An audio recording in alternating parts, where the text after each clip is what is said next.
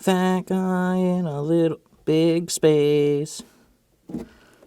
Oh, hey, didn't see you there. Welcome to Poor Man Mods. Today, we're doing something very unconventional to this channel. Well, working on something pretty unconventional. This vehicle obviously is gigantic. So today, we're working on a land yacht, which I've never done. I'm totally excited about it. So here's a little backstory on this. A couple years ago, I was down in Ocean City, Maryland for Cruise Week.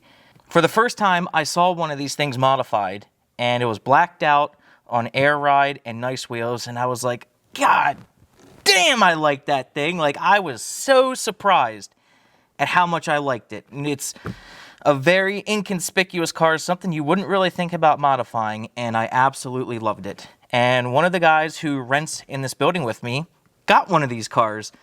And I was super excited about it, and he kind of didn't believe me that I was excited about it. And I'm like, yeah, dude, I've been wanting to build one of these for a bunch of years now. Like, I think it'd be super rad. And we kind of convinced him to modify it. And today we're going to be doing lowering springs and putting a nice set of wheels on this car. And I'm not going to give away what kind of car it is yet, because you might not watch the whole video. I want you to see the car at the end. But if it's not your cup of tea, I totally get it, but if afterwards, if you get it, you get it. Land yachts are just super freaking cool. I love all land yachts, and I love wagons too. So I am super excited about this thing. We're going to take this thing from gramp to pimp with just lowering springs and a nice set of wheels. And seriously, if you're into cars, you know what suspension and wheels can do to the look of a vehicle. I'm confident this thing is going to look freaking rad when it's done. And like I said, if it's not your cup of tea, I totally get it, but I am super excited for the end of this video. So let's get out of this thing and get it up on jack stands and get those old cruise liner springs out of this thing and drop it a little bit. Alright, I lost most of my audio for this video, so voiceover it is. Let's get these ugly wheels off, get the car in the air, and unbolt the shock. You want to unbolt the shock with the jack still under the rear. Then once the shock is out, then you can lower the rear, relieving the tension from the spring. There's really no trick to getting this out, just use a pry bar and pop the thing out. Once the spring is removed, the rubber perch isolator thing will likely fall out. Make sure you reinstall that on your new spring. Slide the new spring in, get it on the upper and lower perch, then you can raise up the rear end and slide the shock back in. The rear of this car is super easy. You don't even need audio to tell when I pull the trigger of my impact. You can see the rust fall right off this thing. Out with the old, in with the new. Man, these new wheels and tires are gonna look so freaking good on this car. If you're into Fords, you already know, but these are the SVE Saline Mustang replica wheels.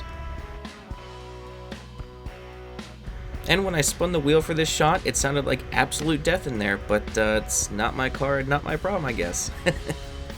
Alright, now onto the front. We're going to be removing the sway bar end link. To make your life easier, remove the sway bar end link on both sides. That will allow you to move the sway bar up and down to get the spring in and out. Then you're going to disconnect the ball joint and smack that bolt out of the knuckle. Then of course, disconnect the brake hose and ABS line from the car just to give you some extra slack for when you lower the lower control arm. So here's where you might run into trouble. The other side came out no problem for me, but removing the upper shock mount, I simply could not get the nut off, so we opted to cut the top of the shock off. Oh well, and the owner had to get a new shock. Last thing we have to do before removing the spring is remove those two bolts securing the shock. They might be really crusty on the other side. They were bad enough to where I replaced these bolts.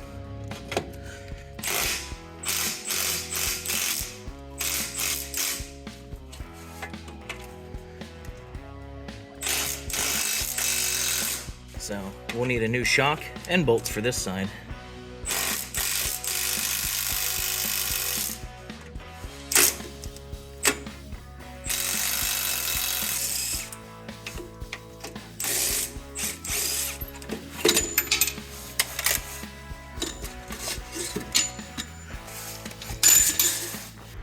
Now with everything disconnected, bam!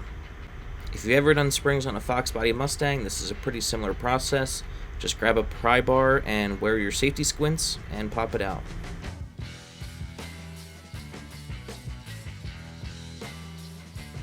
Getting the new spring in was extremely difficult. Even though these are lowering springs, they were not shorter, and it was simply impossible to get it lined up on the upper perch and lower perch, despite what the internet says. So to make this work, I did something really sketchy and put 3 exhaust clamps on the back of the spring on 3 different coils, kind of giving it like a cheese curl shape, and that allowed us to get it on the upper and lower perch.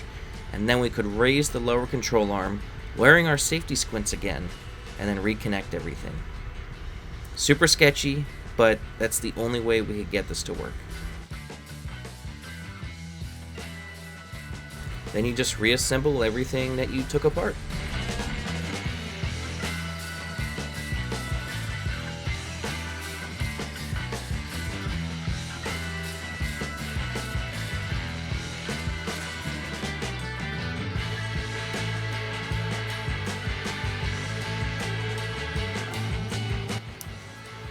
Alright, fantastic. Sway bar end links are connected on both sides. Got the ball joint secured in here. Springs in, and I have the clamps out of the exhaust. And I have the clamps off of the spring, the exhaust clamps I installed. Now pretty much just resecure the brake hose and the ABS line, and if I had a good shock, I would install it now, but I don't have a shock, and this is my car, so the owner is going to have to source a new shock. But I'm going to get these lines reattached and then get the wheels on, and then finally show you this thing on the ground with these wheels.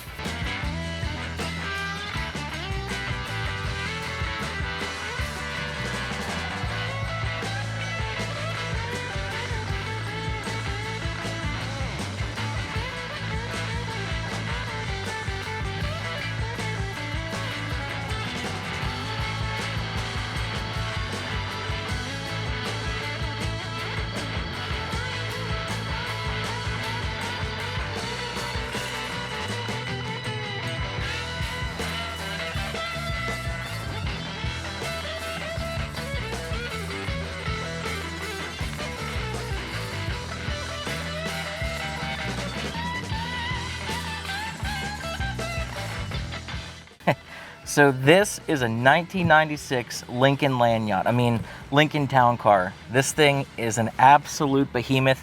And yes, I've been actually wanting to build one of these for a couple years now. I think I said earlier in the video, this is not my car.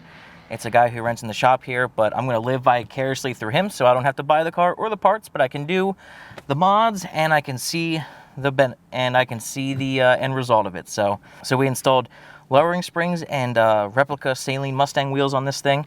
I wanted him to do air ride instead of springs on this thing because springs are just difficult to install. The fronts are pretty hard, but air is a little bit more cushy. You know, this is a town car, and you get more adjustability with it. You can be high, you can be low, in the middle, you know, whatever. But the way that he was going to do air was out of his budget. He's a bit of a perfectionist, and he said he was going to spend thousands and thousands and thousands if he was going to do air and do it right. So he just decided to do springs and not spend a ton of money on this car. Right now it is bone stock other than the wheels and the wheel spacers and the springs that we just did, but I'm hoping in the future we do something with the exhaust or something with the engine or nitrous or something. I hope we can add some power to this thing. It's got the 4.6 V8 in it, so you know it can move, but it's a big vehicle for that engine, so it does need a little bit of help in the power department. But other than that, I freaking love these things. They can look so good when done well. I'm loving the way the wheels look on this car. The stance is just right. It is stiff though, you know, with the smaller sidewall and the springs, it doesn't exactly ride like a Lincoln anymore. It is very stiff. You feel everything in the parking lot now, which might be a good thing, might be a bad thing. But it's definitely not as much of a boat anymore, which I kind of liked the boatiness of this thing. So I hope you guys enjoyed this video. Hope you think this is cool. I know a few people have modified these, but not too many. Seems to be more Crown Vic modifiers out there than town cars, but I absolutely love this thing. So hope you guys enjoyed this video. Hope maybe you learned something, and we'll see you next time. Hopefully we can get more town car content. See ya.